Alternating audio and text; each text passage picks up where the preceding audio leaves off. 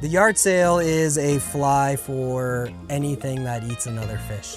Pretty much almost anything in the Great Lakes area that swims in the freshwater I've probably caught on this. I've seen giant carp caught on this. Guys love them for stripers, tarpon, anything that will eat another fish because of the sizes that you can tie this in and the way that you can manipulate this fly in the water. I'm Matt Grajewski. I'm from Michigan. I currently live in Grand Rapids. It's always easiest to tell people I was raised on a lake in the woods as a family of 6 that hunted and fished all the time. We were always outdoors, but grew up in St. Clair Shores, just a few blocks from Lake St. Clair. So spent a lot of time out there learning to fish, and moved to Grand Rapids for college, and kind of stayed ever since and fished all over the state. From the southern end to the far western end of the UP. It's gonna sound, maybe like even a little cliche, but I love learning. And with fly fishing, there's so many different ways that you can catch a bass, you can catch a trout, catch a steelhead, catch a musky, that I get bored easily. So if I go out and do the same thing every day, it gets boring. So that you can, whether it's different lines, different flies, tweaking those flies, how you fish those flies, the depths that you're fishing them. You can do something different every day if you want, and that's what I enjoy. I would have quit fishing long time ago if I just went out and it was the same every day. The yard sail, people always kind of think about it as a musky fly because it was really the first time when I started putting that fly out there. But the fly was born long before that. And I always called it the yard sail because I felt like I borrowed aspects from like things I learned from Kelly and Russ when I was, that they were doing like when I was a teenager, to saltwater stuff. But when I was tying the double deceiver, my brothers and I always took an annual trip to our cabin on the Asable River, and I would bring some tying materials in case there was a fly we needed or a certain color or water conditions changed, and I needed to tie another double deceiver and I forgot bucktail. So I went through my materials and tried to figure out what I could use, and my daughter, who was like 3 at the time, had picked out some flash and slinky at the fly shop. I'd always let her pick out a couple materials. Had never used it. I was like, well, I can kind of mimic kind of the same shape of what I'm doing with the double deceiver, so tried it. First one I tied was terrible. Way too much material, didn't swim, worse shit. So I was like, okay, so went back, retied it, really reduced the amount of material I put on there, swam great. Caught like 2 big trout on it the first day, and from there it just kind of took off, and then I started realizing what else I could use it for. So yard sail is basically a fly that works for anything that eats another fish. And I've tied this fly from 2 inches up to like around 10 inches, and have caught, I couldn't say how many species of fish, from musky, lake trout, brown trout, largemouth, smallmouth. I've caught bluegills on the smaller versions, crappie. I've had guys that love using them for stripers, tarpon, seen really big carp caught on them, anything that will eat another smaller fish. It'd be kind of interesting to know just how many species have been caught on it. But the versatility of the fly is not just the size you can tie it in, but how you can fish it, and the ways you can change the fly from adding more weight to adding foam and changing the buoyancy. You can fish this fly super, super slow. To me, the biggest benefit of the yard sail is that it turns and it shows a side profile. So any fish that eats another fish is going to have that predatory instinct that's just going to kick in. Something's wounded, something needs to be taken out, something's an easy meal. So a question that comes up a lot, no matter what species it is, but a lot of times it was with trout, is like, how do I catch more big trout? And to me, the easy answer is catch them when they don't want to bite. And this fly will do that. Like, we had some of that this morning on the lake when we were making some casts. It's 40-something degrees this morning. The water temperature's dropped a lot. Largemouth are very lazy. They don't want to quite eat yet, but we could convince them to eat even when they knew it was a bad decision. So that was another thing I used to say, like, make fish make a bad decision. If you can do that, then when they want to bite, they're easy to catch. They'll just climb onto anything. So this fly, by the way that you can really pause it and let it sit there, and then you can take it away, and with depending on the fly. The smaller ones are easier to manipulate than the bigger ones, but a fly this size or even a little bigger, I can hardly just give a good quick strip and that fly just turns, and a lot of times that will do it. Or it takes 2 or 3, like if that doesn't work, comes up to it, doesn't eat, I pop it 2 or 3 times again real quick and it does this, then it's usually game over if they're gonna eat it. So the way that you can make this look like a dying or wounded fish, even when it sinks, depending on the line you're using, it will often have a very slow sink, which is very realistic. More dead fish sink than float. We see the floaters, so we think dead fish always float, but more of them sink. That's why a jig is maybe the best bait ever invented, because it falls. And this you can weight this to where it just sits there, like maybe I'm a little bit wounded, maybe I'm not quite there yet, or I'm starting to fall. And sometimes they'll eat it, smallmouth, I've let this fly dead, they'll follow it and let it dead drift for 3-4 feet, before they decide to eat it. I don't have to move it, or I twitch it once. And that's when they decide I got to make a decision. So it really comes down to a lot of the flies I tie and how I enjoy fishing is how do I make fish make bad decisions.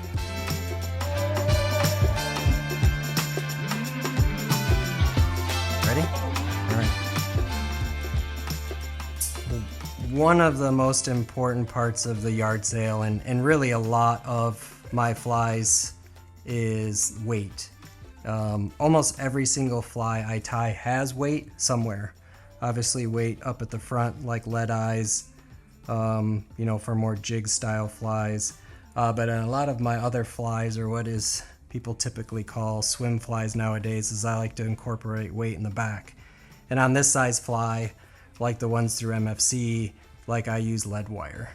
But what I do with the lead wire is I want to break things.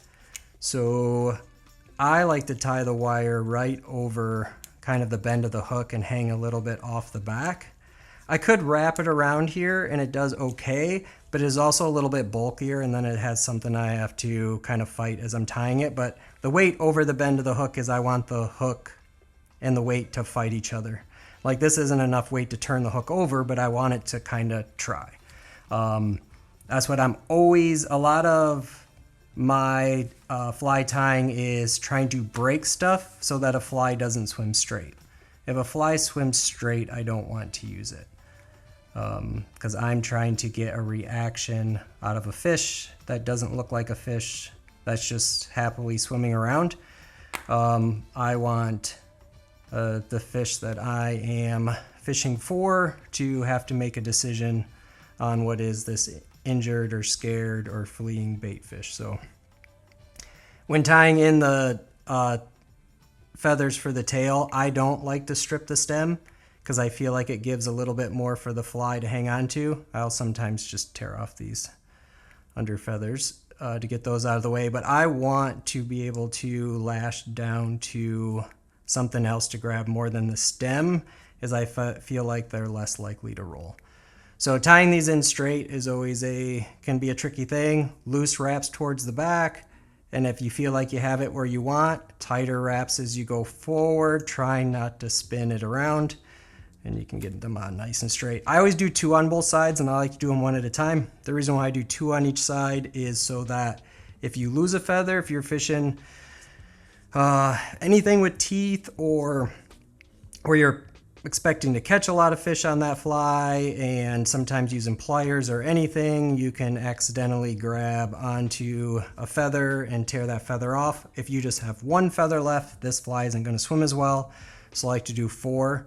Having this like kind of stiff, kind of like rudder rear end of the fly is an important thing. If you ever tie in yard sails on your own and they're not swimming well, especially the larger sizes, a lot of times the feathers you're using are too soft.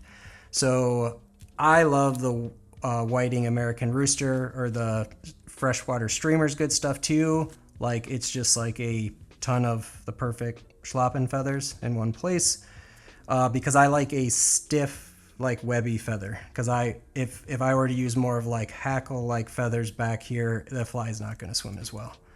So I want that stiffness. Again, loose wraps towards the back, kind of come down tight. Get it on there nice and straight. Flash is always a preference. I always like to say you can take flash off when you're on the water, but you can't put it on. And I am a fan of flash, so I'm gonna add flash like kind of several times throughout this. And I always like to, with flash, again, to not have it tear out as easy, tie in on one side, and then I'm just gonna kind of loop around the other side and lash that down again.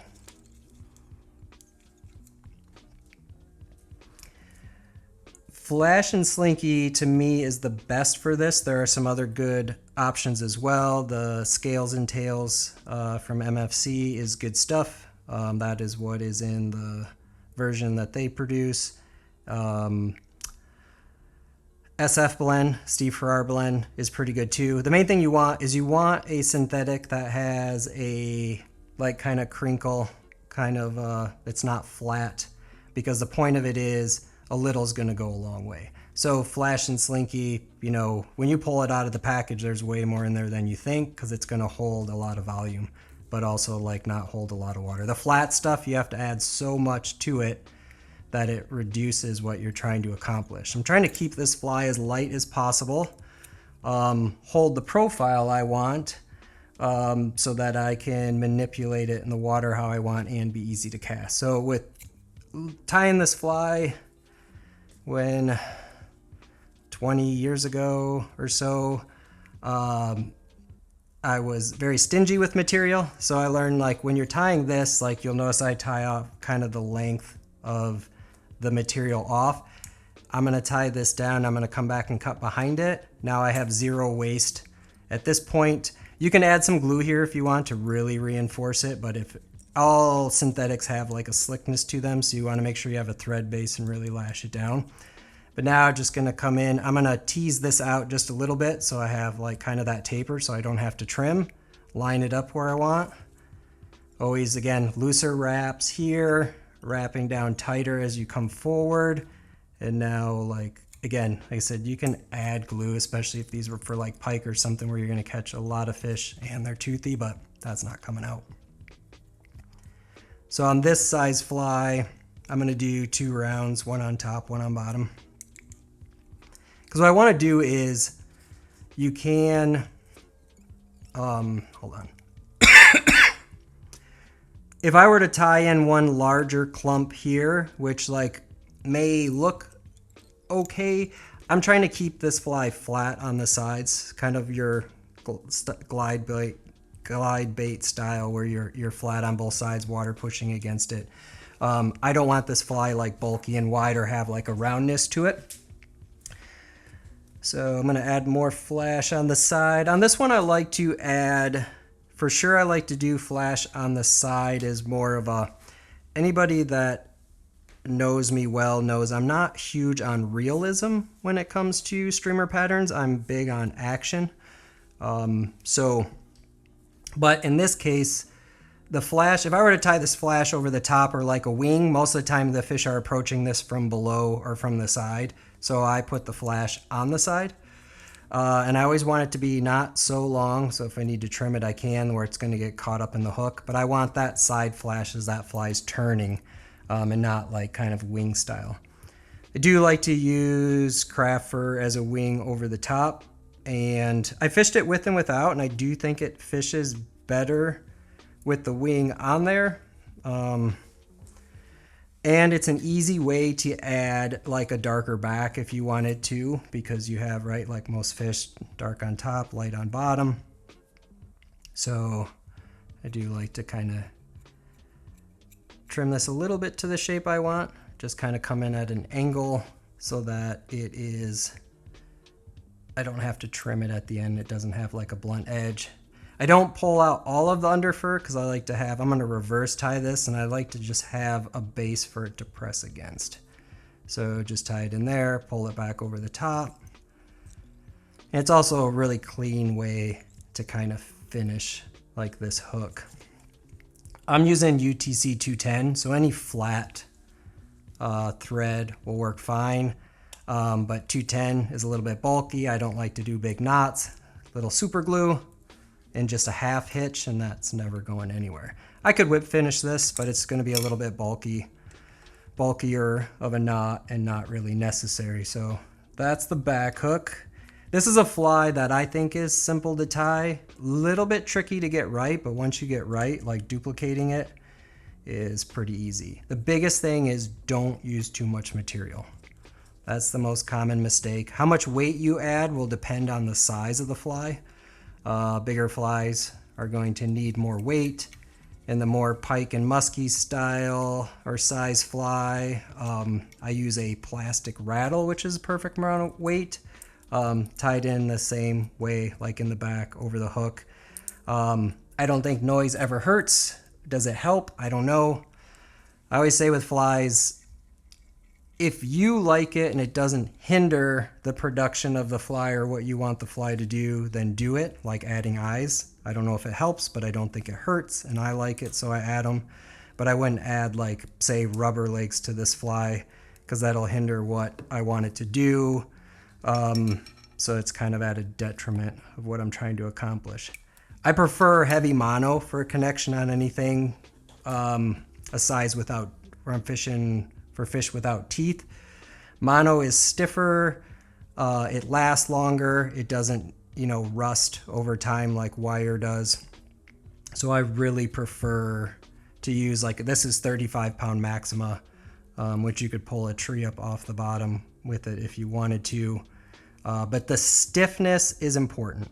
So that's the advantage I think mono has over wire, is the stiffness of it. Because what I want to do is I don't want a big loop around the eye of this hook at all. Just enough so that the fly can kind of move side to side, but I don't want it to be able to come forward and foul. If I were to leave a gap like this is going to slide forward, the fly's going to do weird things, it'll foul up.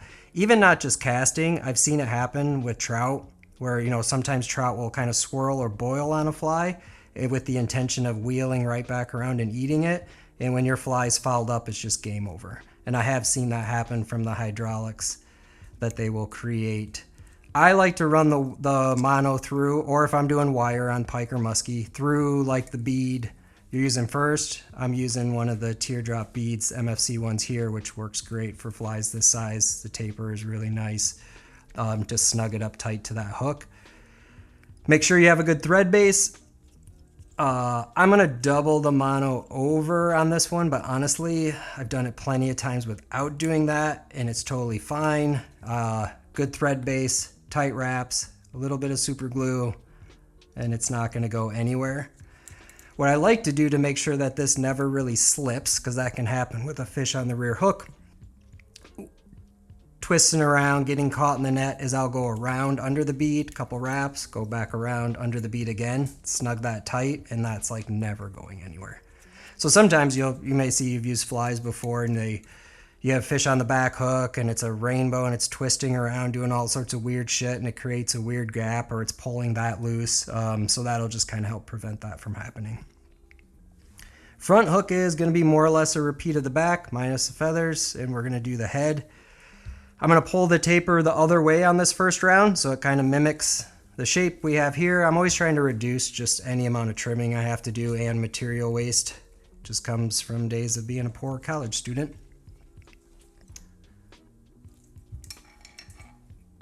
Again, just cut in right behind here. You'll see when we're done, we're going to have very little to no waste, which is great with if you're, and not even just like the cost of materials, but even just having to replace them.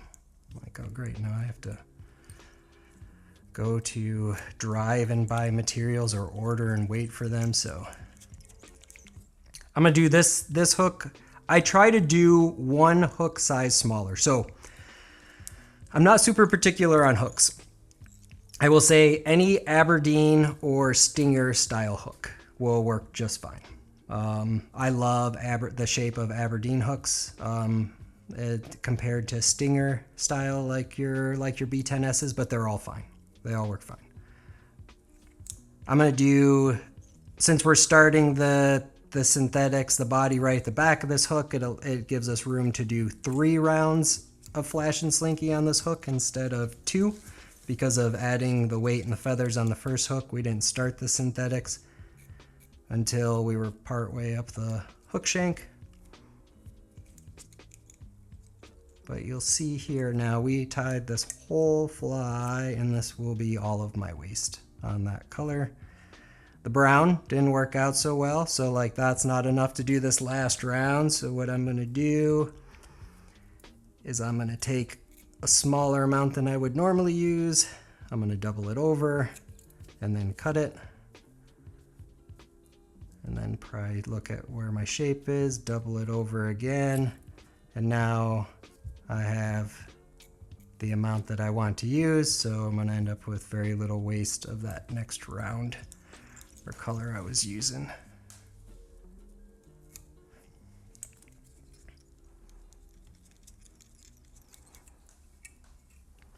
Now I'm going to add some more flash on the side like I did on the last hook.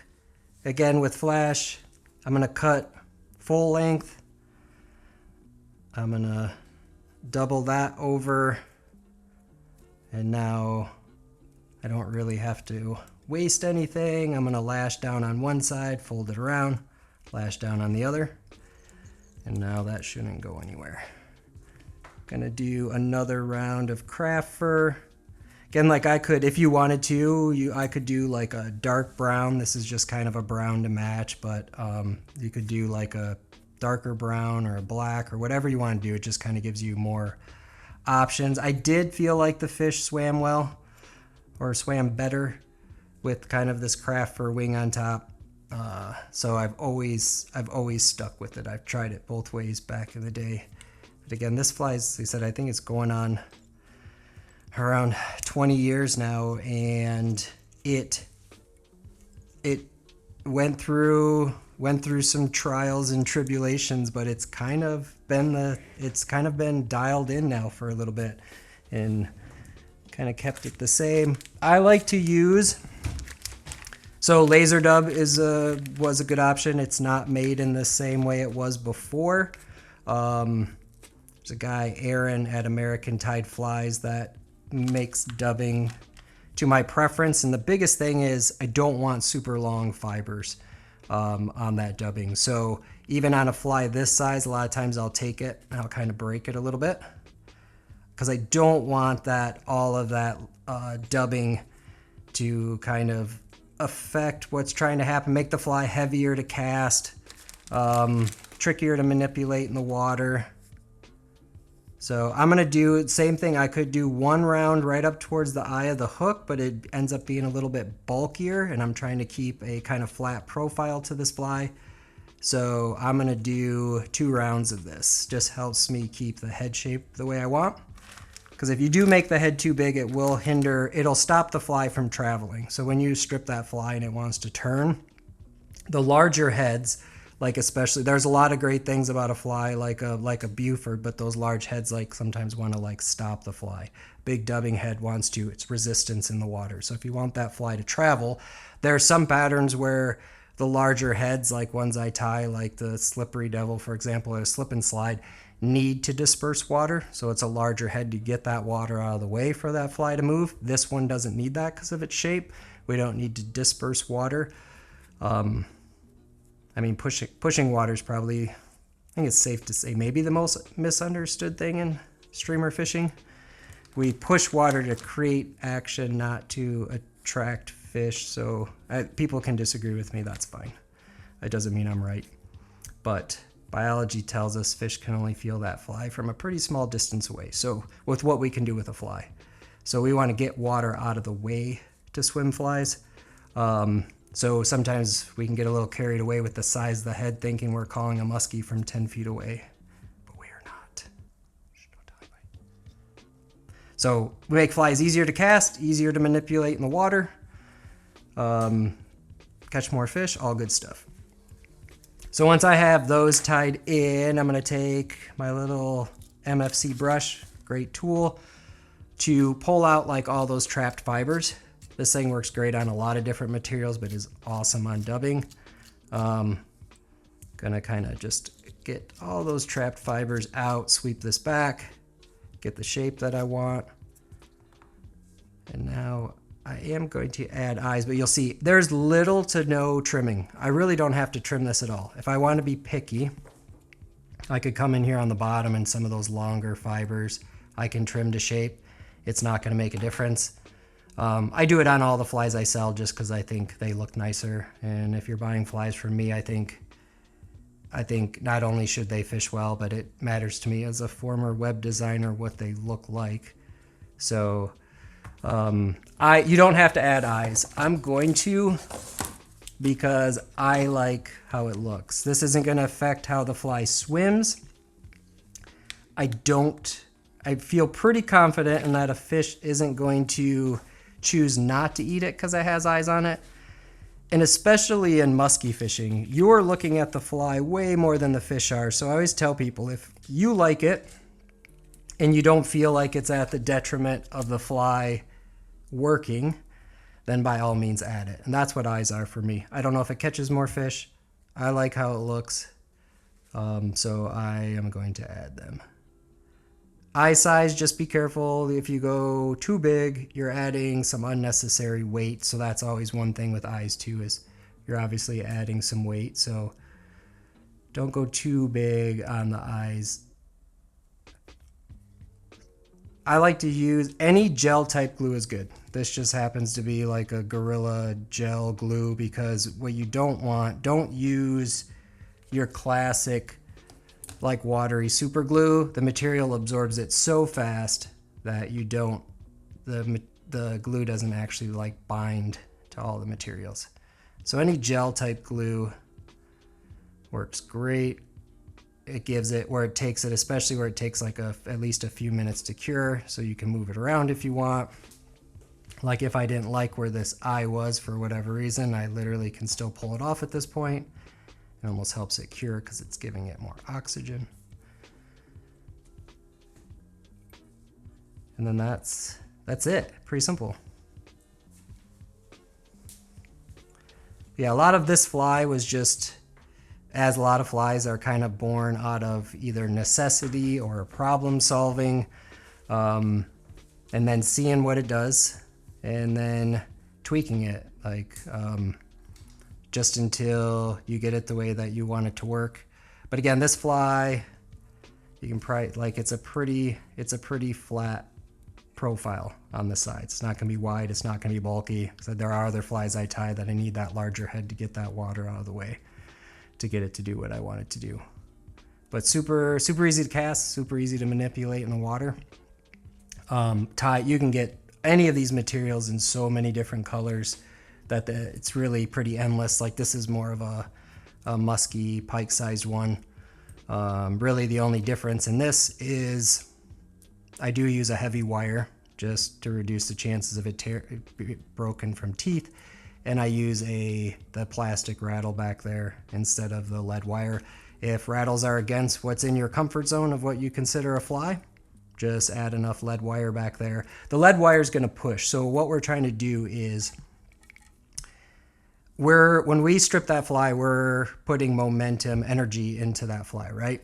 So anything that's lighter is going to stop before something that's heavy. If we roll a tennis ball down the hill and a bowling ball is going to take longer to stop. So the way I've always explained it or thought about it is like kind of that jackknife effect. So if we put a load of wood in a trailer and we put too much wood in that, the trailer kind of wants to drive the truck, wants to push it, right? Things get a little squirrely. That's what I'm talking about. I'm trying to break things. So when I strip this fly and I put energy into it, the weight in the back is going to take longer to stop, which pushes the front, which turns the fly. Once I've turned the fly like this, my line is this way. Once I strip again, what has to happen is the fly has to turn and go back this way. That's the beauty of the joint in a fly, is that's our hitch, our trailer hitch, right? That's our joint. So that's what when this pushes, it has to turn. It has to turn the fly. If I don't use enough weight back there, this will still fish okay and it'll still catch fish, and you can fish it like erratically and all sorts of things, but it won't really turn and kind of travel, which is ultimately what I'm trying to accomplish. There are times where if you go a little faster, it will go turn and then you might strip and it might kind of come up and across. For me, the biggest thing is just don't go straight. Don't go straight. That's not what I'm trying to accomplish with like a baitfish fly or a swim fly. So that's what the benefit of that weight is, to push the back. That's where, like I always talk about, I'm trying to break things. to make sure if things weren't broken, they would go straight.